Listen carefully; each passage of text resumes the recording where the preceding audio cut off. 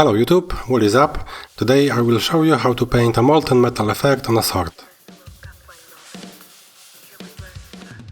I base coated the sword with Schmincke Titanium White. A couple of coats were needed to achieve a smooth coverage. This is the first one in the series of more advanced tutorials that I have planned for my channel.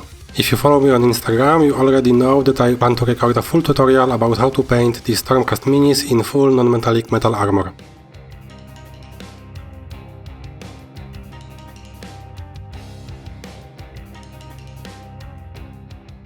I painted most of the sword with scale 75 Tenere yellow.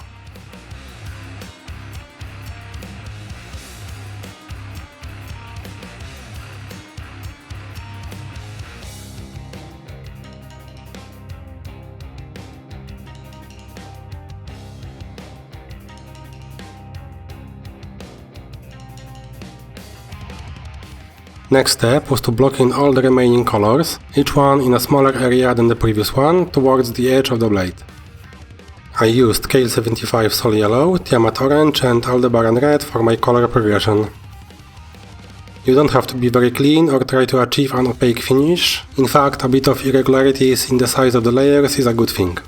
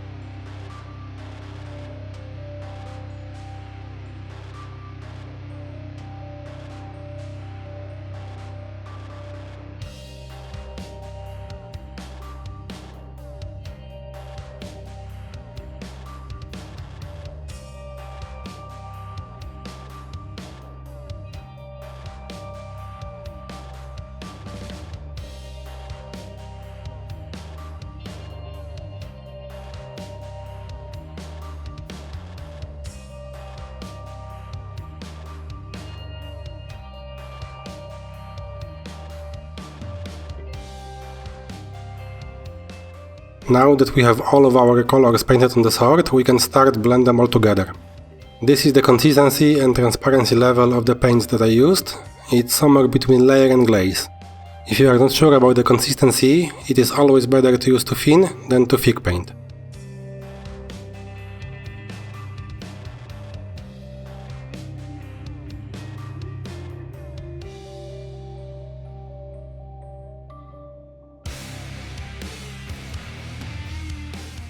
I started with Tiamat Orange and smoothed out the transition between red and orange.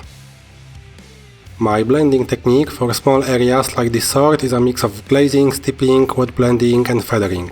With diluted paint I make a series of dots and thin lines on the border between the two colors that I want to blend. I repeat this step as many times as necessary until the transition between the colors is smooth. Remember that pigments always are the most concentrated in the place you finish your brush stroke. Use this to your advantage.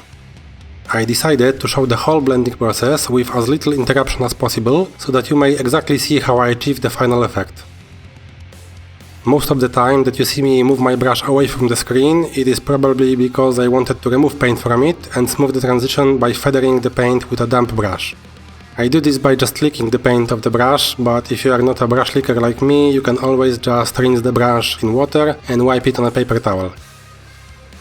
You have to be quick, as you need to blend the transition before paint starts to dry on the model.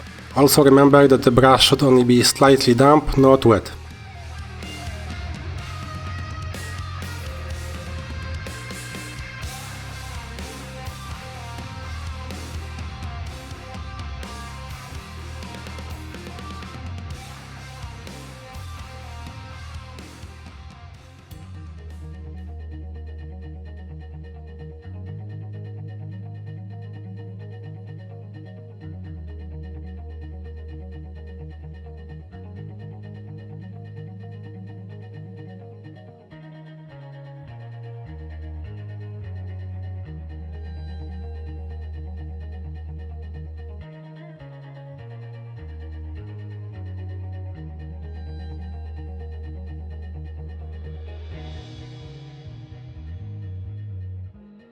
I then started to blend the transition between orange and yellow using Sol Yellow.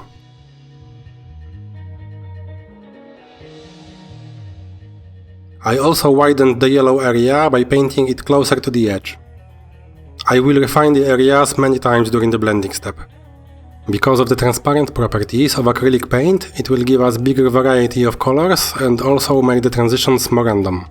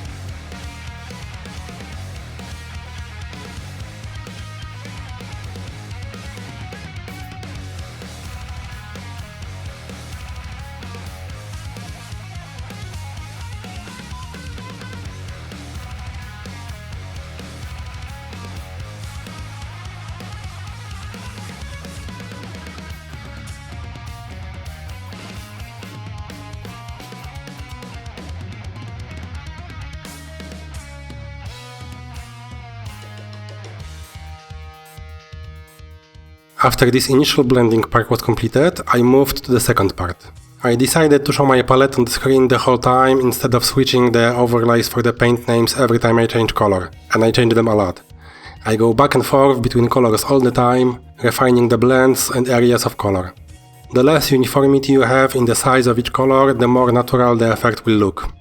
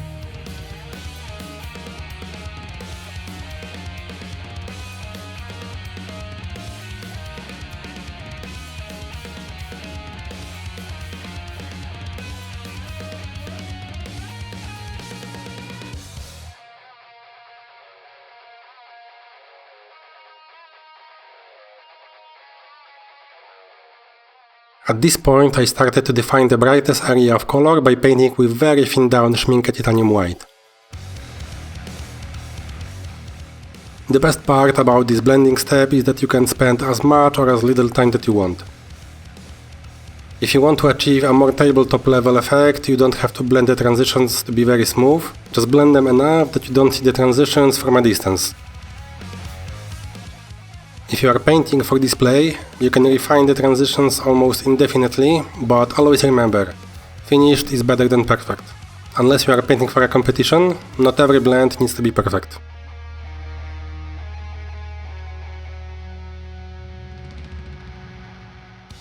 There is not much to say at this point, as it is more of the same process, just refining the transitions, so I will just shut up and let you watch.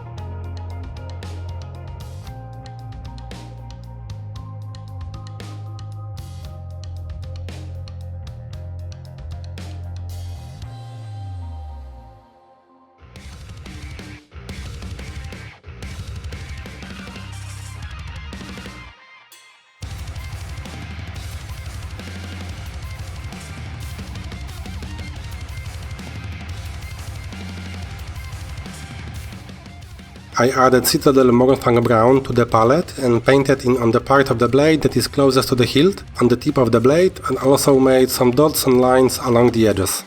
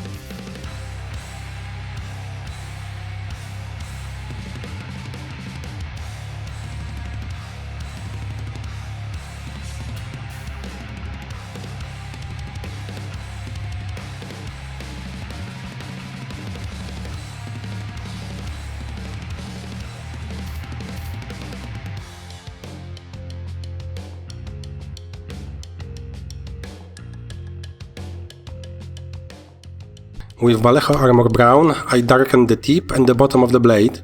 Also, I made some thin lines in the center part to simulate the slag that is sometimes left on the blade after the forging process.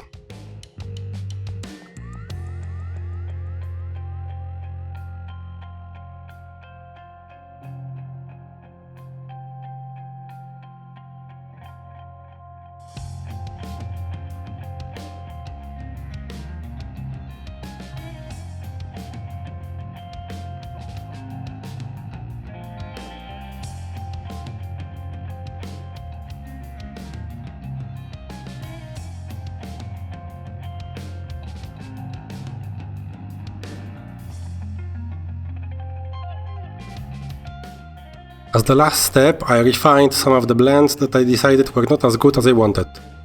It is often a good idea to leave the model for a bit, do something completely else for like 20 minutes, and look at the model again with fresh eyes.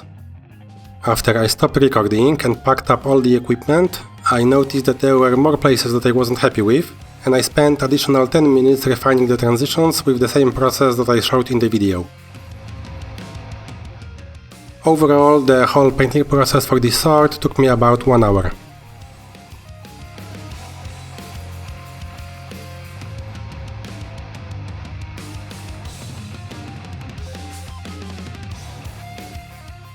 This is how the final effect looks like. As I said before, you can make the blends as smooth as you want, depending on the effect you are after. I hope you enjoyed the tutorial. If you did, then like and subscribe if you want to see more. You can also follow me on Instagram for work in progress photos, link is in the description. See you next time.